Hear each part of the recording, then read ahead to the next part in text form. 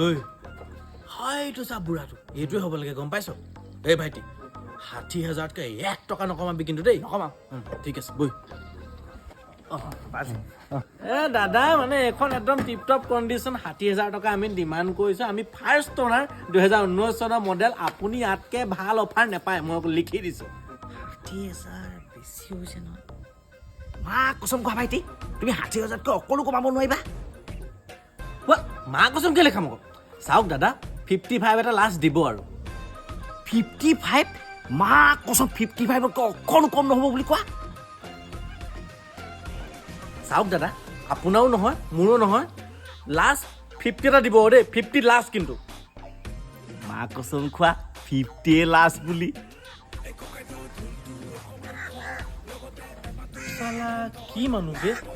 মা কচম খুৱাই খুৱাই ৬০,০০০ টকীয়া স্কুটিখন ৩০,০০০ টকাত লৈ গ'ল বে